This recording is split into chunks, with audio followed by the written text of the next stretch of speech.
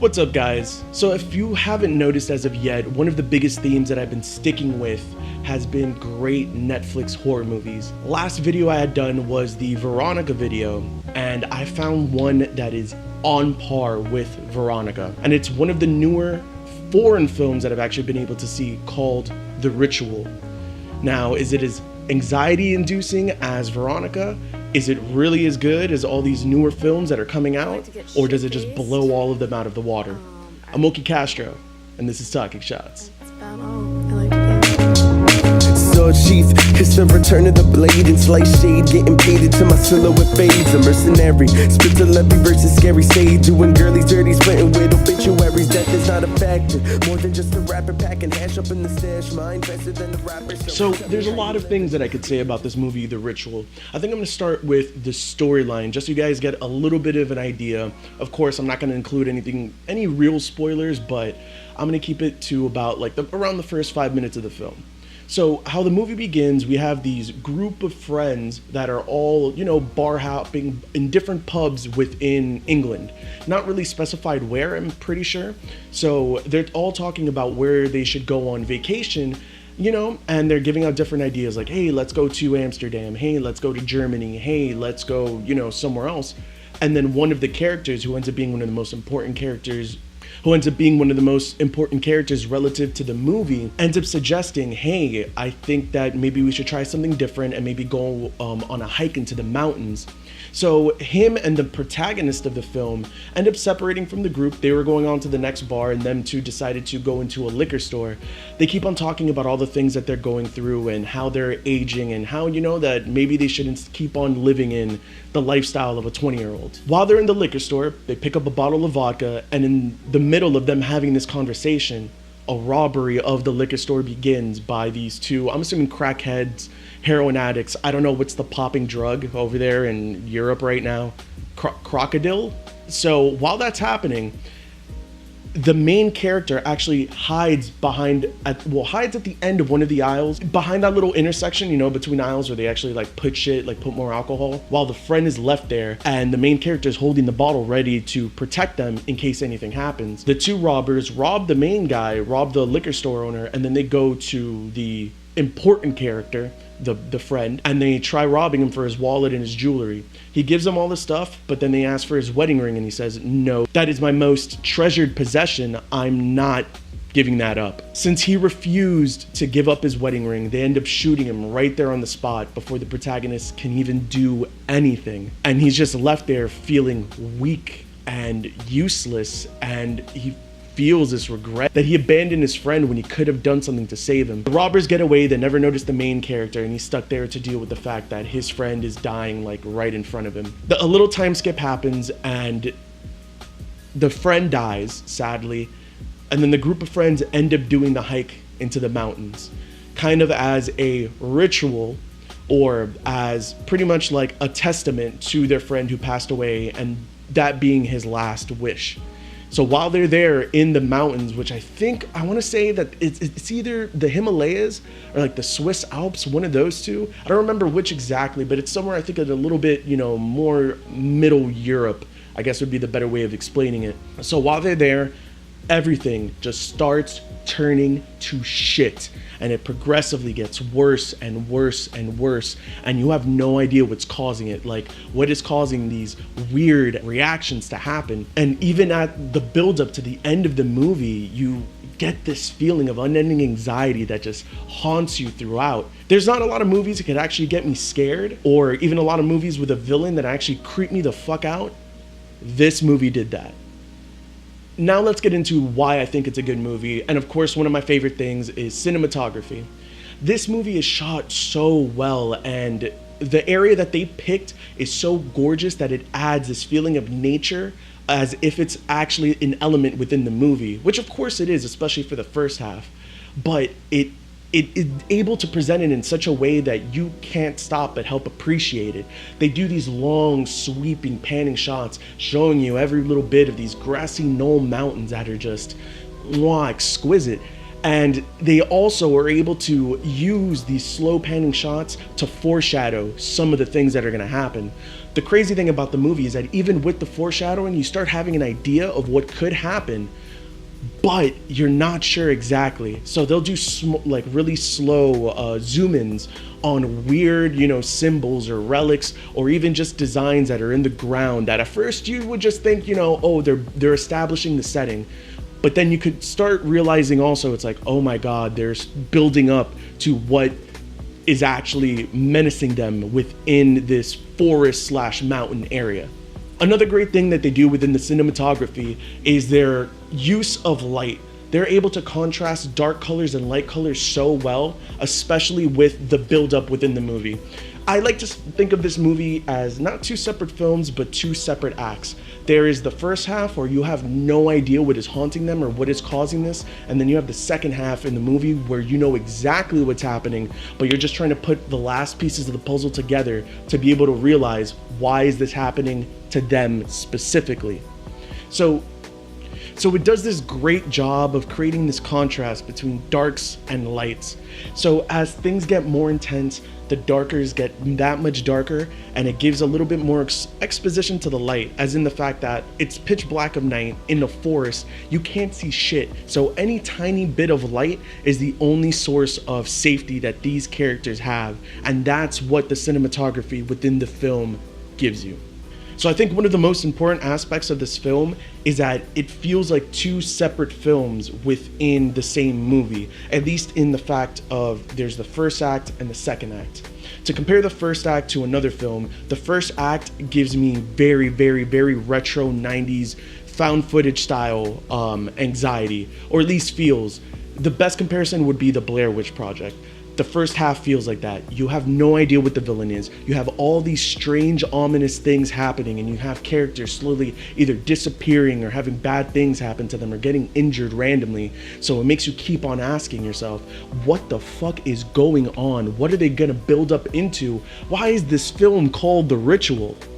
Because it isn't from the first thing that I told you. It actually has to do with the second half of the act. Second half of the film actually gives me huge M. Night Shyamalan feels, specifically to compare it to The Village, where in The Village you also get these ominous feelings, you get these characters that are introduced that you don't really know their true intentions, and you're also finally introduced to the villain and you know what they look like, and it's terrifying in the fact that even in moments of safety, you're never truly safe. The thing I hate about M. Night Shyamalan movies is that whole forced twist ending thing, which I think is so stupid and unnecessary to his films, because he'll build up something great and then come out with something stupid.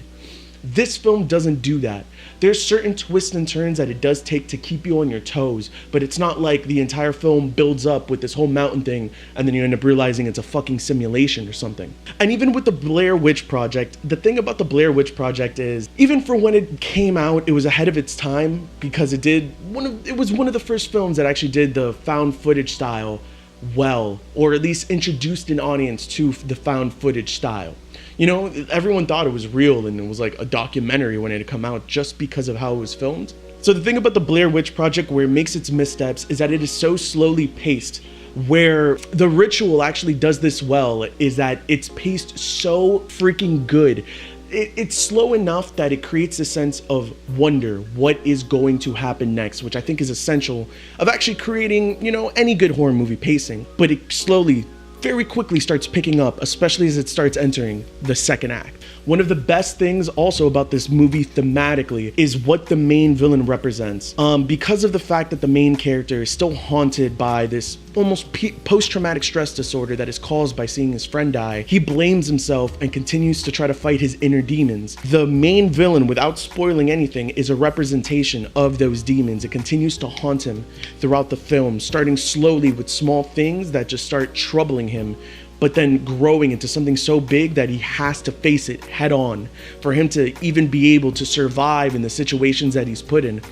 And I think that's another great thing that just makes any movie. Do the themes push the main character to change and grow throughout the film? Does it motivate him? Or are they just kind of just shoved in there to try to make it seem, pseudo deep or something? Because there's a lot of horror movies that do that. Oh, I'm haunted by the death of my husband.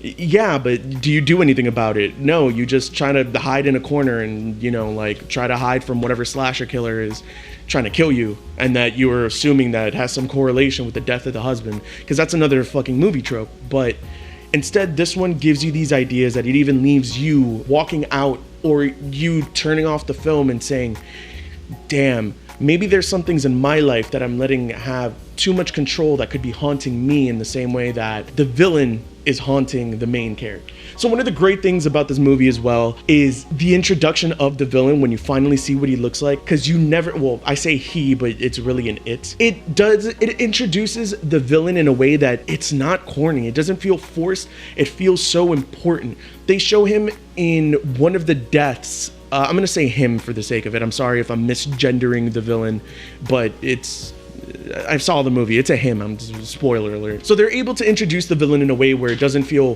forced, or it doesn't feel like, hey, we spent most of the movie without letting you know what's, you know, haunting these guys through these freaking woods. Right here, figure it out. It's a tiger. It's not a tiger. It's not a fucking tiger. But let's say that it was.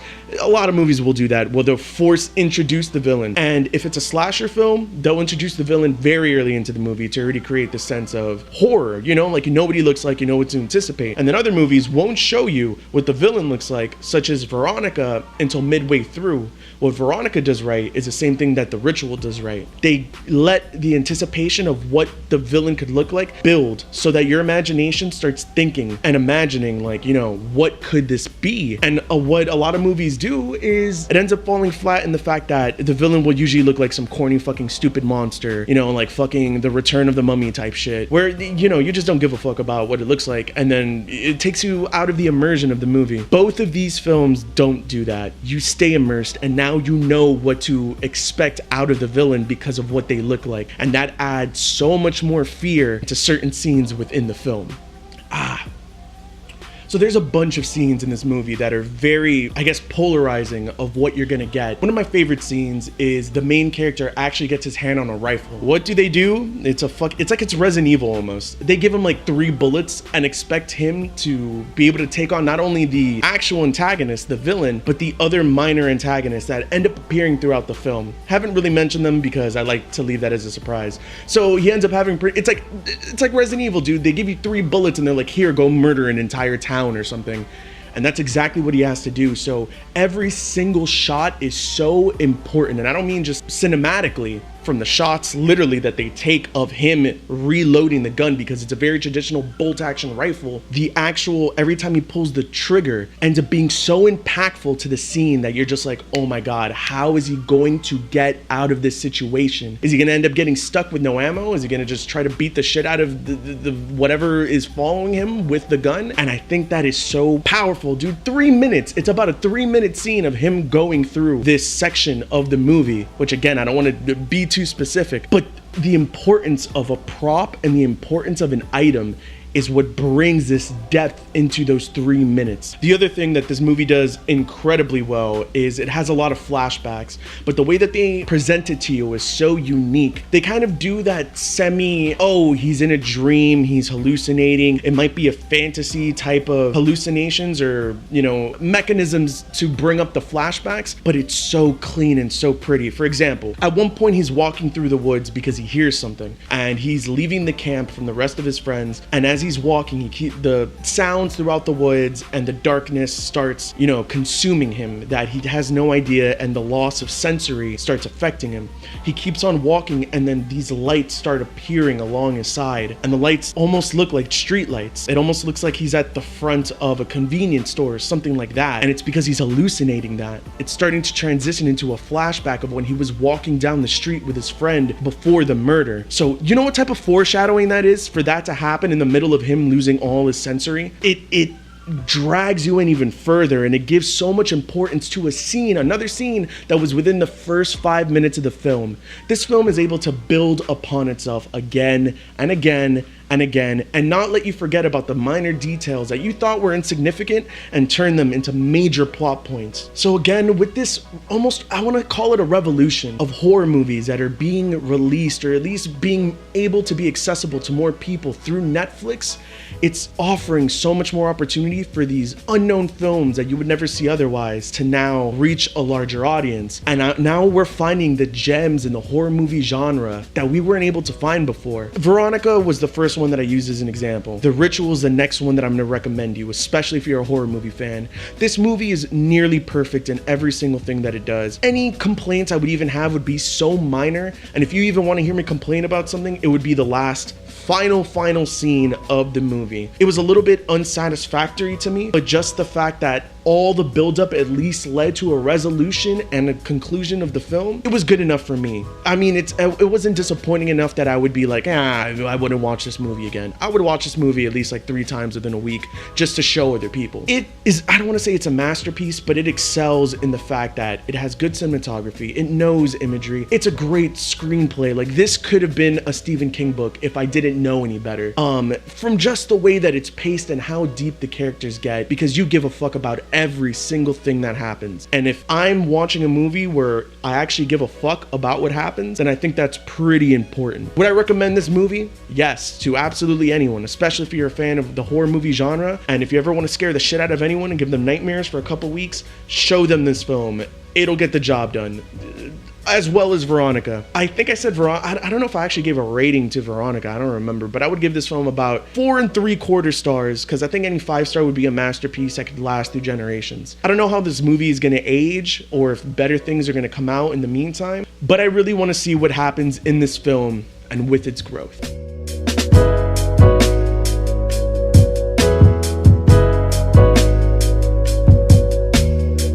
So there you go, guys.